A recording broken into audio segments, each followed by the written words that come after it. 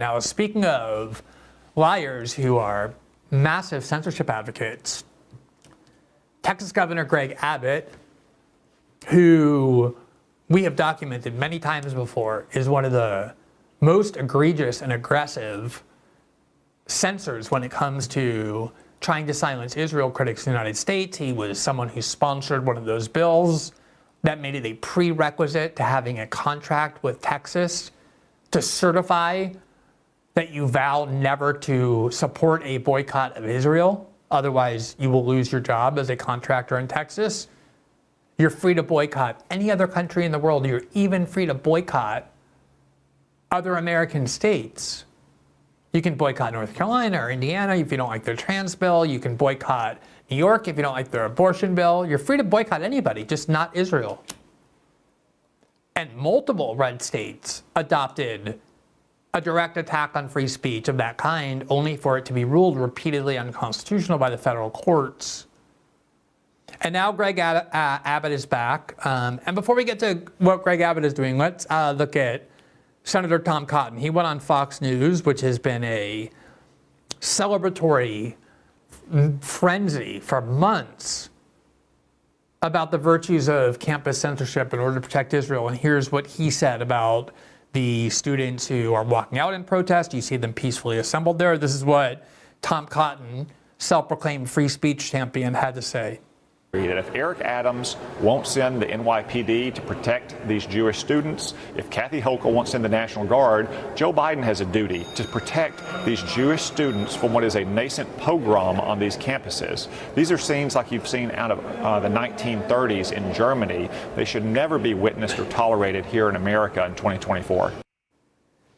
To equate what is going on in American campuses, where people of every different background, including Jewish students, are linking arms to protest an American-backed war, to compare that to the pogroms of Nazi Germany and to the Holocaust, and is so sick and deeply offensive.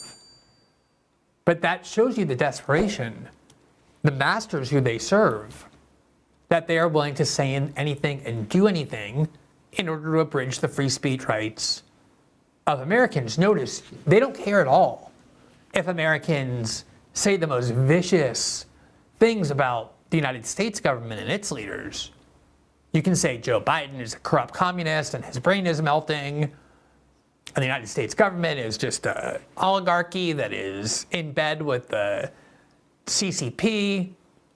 You can say whatever you want about American leaders, about the United States government, and nobody's going to care. What you cannot do, unless you want to, if you don't want to be targeted with censorship demands by the Tom Cottons and Greg Abbotts and Mike Johnsons of the world, is you can't criticize Israel, the foreign country of Israel, and its leaders and its government. Otherwise, they'll immediately start screaming racist, like they've been doing, demanding that the administrators, the school administrators and the deans come in and stop these students, and short failing that, they will call the police on them. Now, here is Greg Abbott. There was a protest at the University of Texas, Austin, which is a public school, where it's even more difficult to restrict the range of free speech that can be tolerated. And this is what Governor Abbott said after the police were called and the National Guard was deployed against these peacefully organized protesters. He said the following, quote, "Arrests are being made right now and will continue until the crowd disperses. These protesters belong in jail. Anti-Semitism will not be tolerated in Texas, period. Students joining in hate-filled anti-Semitic protests at any public college or university in Texas should be expelled." Isn't this what the Republican Party and the American right have been viciously mocking for the last decade?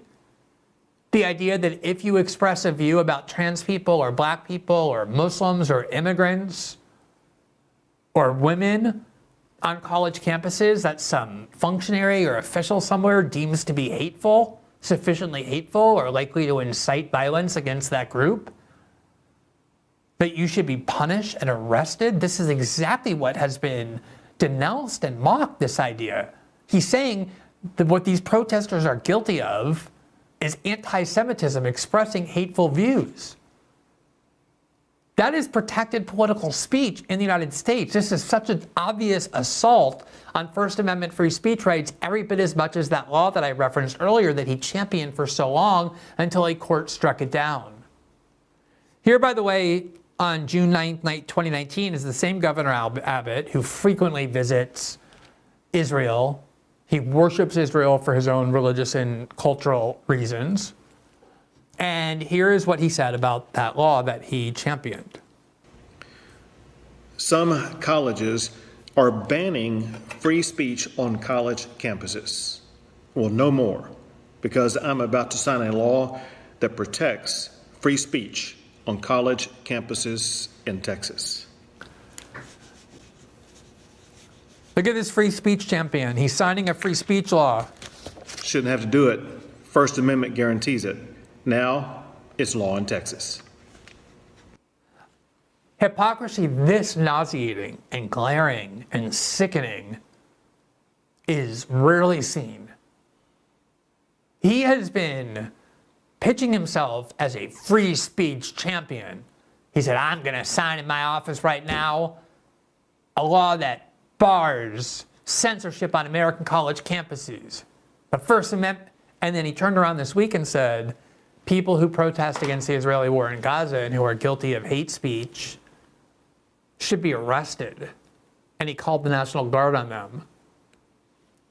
Now, the University of Texas itself, pursuant to this free speech movement in Texas, at least this very selective free speech movement, announced a policy in October of 2023 where they made very clear that because they are a public school, the public has every right to come onto their campus and to protest and to march, not just students, but everyone from the outside as well, because it's public space. It's a publicly financed academic institution. The University of Texas is not a private school like Columbia or Harvard. Here is what the University of Texas announced as part of what it called, quote, Free Speech Week. Why can members of the public come to campus at any time and engage in demonstrations and speeches? So state law in Texas actually allows members of the public, just like our university community, to come onto campus and use our common outdoor areas for speech activity. I think that surprises a lot of students. They show up here and they think, who is this random stranger setting up a table talking about a thing I find upsetting? But it's protected by state law, and members of the public, just like university community, can use our common outdoor areas. Now, it isn't a free-for-all. So when you say why can they come at any time? There's some nuance there. It's subject to our university rules that are permitted under the law. So we can put in place time, place, and manner restrictions that are really all about making sure those are content neutral. So we can't have rules that say, well, you can't come to campus and talk about this or that subject or express this or that view. But we can have rules about where you can set up tables, for example. I mean, this was just 6 months ago that officials of the University of Texas, as part of Greg Abbott's steadfast, stalwart, principled, ruggedly individualistic defense of constitutional freedoms, raised the banner of free speech and said everybody is welcome at the University of Texas, student and citizen alike, in order to protest and express whatever views they want. That's the nature of the United States. But like so many Republicans, so many conservatives, he has a gigantic Israel exception to every professed view that he has. Now, I've been reporting on the amazing enactment of these laws that condition employment with states on what basically is a loyalty oath to Israel for years. Back in 2018, I wrote this article. It was an extraordinary story where a woman who had worked for the Austin, Texas school district for years as a celebrated speech pathologist. He had an expertise in working with young students who had speech deficiencies and speech impediments, especially ones whose families come from certain countries. And she would be contracted every year by the school district to work with those students, and she had amazing success, nothing but rave reviews. And every year she got a new contract and she signed it until 2018, when, pursuant to Texas law, her contract had an addendum that it never previously had, that she was required to sign, which contained a vow that she would never support and does not support a boycott of Israel. The problem for her is that she does support a boycott of Israel. Her household chooses not to purchase goods from Israel as a way of supporting the effort to end the Israeli occupation of the West Bank, which is perfectly within her rights as an American citizen to do, and as a result, she lost her job. And this was a bill that was enacted in multiple red states to ban criticism of a foreign country by American citizens in the United States, to the point where they would lose their job if they refused. And here is Greg Abbott, the year before, in 2017, when he first signed this flagrantly unconstitutional law into effect. And here's what he said as he sat with a bunch of Republican sponsors of this Israel protecting free speech abridgment behind him. Between Israel, between the United States, as well as the state of Texas. Israel is one of Texas's largest trading partners. And then, of course, there is the issue about the essential international ally that Israel plays for both the United States and the state of Texas. As a result, any anti-Israel policy is an anti-Texas policy.